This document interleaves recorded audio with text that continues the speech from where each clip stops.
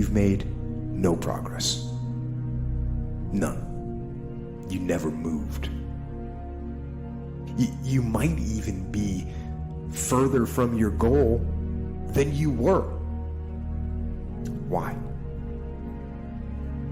Why did you let that happen? You think to yourself, maybe I can't do it. And so you give up. You let it fade. And you settle. You settle for mediocrity. You settle for average. You settle for, oh well. But no.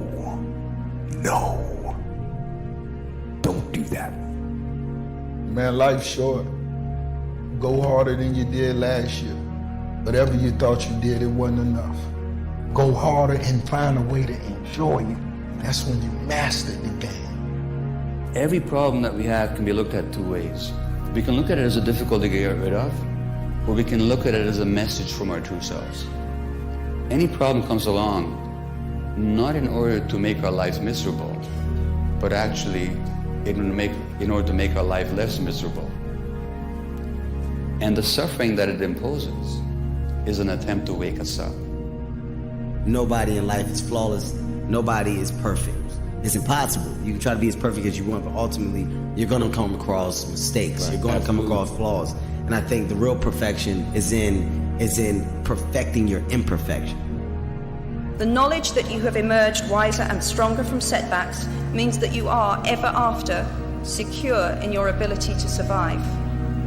You will never truly know yourself or the strength of your relationships until both have been tested by adversity.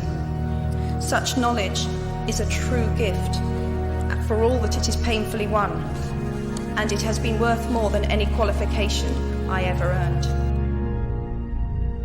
It's all on you. Do something about it. Every day, do something that moves you toward that goal, that keeps the goal alive and in sight and in focus. However small or insignificant that step might seem, take it. Do it. Do that little piece. Make it happen. Because that goal isn't going to achieve itself.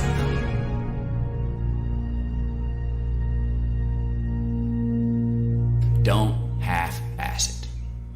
Don't half-ass it. I mean, think about it. If you're gonna do something, if you've chosen to do something, whatever it is, easy, hard, if you give it your all and you don't half-ass it, win, lose, draw, get what you want, don't get what you want, whatever the outcome is, if you don't half-ass it, at least you're not gonna have to wonder, oh, would the outcome have been different? What if I did give it my all? And boy, wondering that is what keeps us up at night. I think that the number one thing is you have to have a very clear vision, a very clear goal of where you want to go, because only then you will get there. You can have the best airplane or the best ship in the world, but if the captain doesn't know where to go, he will just drift around. If the pilot does not know where to go, he will just drift around with his plane. So I think the key thing is that we know where we're going. Don't listen to the naysayers, because there's always people out there that will tell you that you will not be able to do that, forget it, it's a stupid dream that you have, or a crazy vision, and those. Don't listen to the naysayers. If you find your passion, you're going to have this tremendous energy. It's sustainable energy. But momentum requires you always do the next thing to keep the momentum going. And the reason you get yourself in a passionate place is so that you change your life, and the only thing that changes your life is making a decision. So while you're in this passionate state, that's where you make decisions. A decision is the first step. Your mind is thinking about it. All these dungeons that we've created, all these trap doors, most of the time we quit is because we don't have any mental tools to get us through the other side. So my whole thing for people is you have to examine, why are you doing it in the first place? Allow yourself to dream. Allow yourself to imagine and fantasize about all your career goals and the kind of life you would really like to live. You have to have a dream if you want to make a dream come true. It's true for you and for everyone else as well.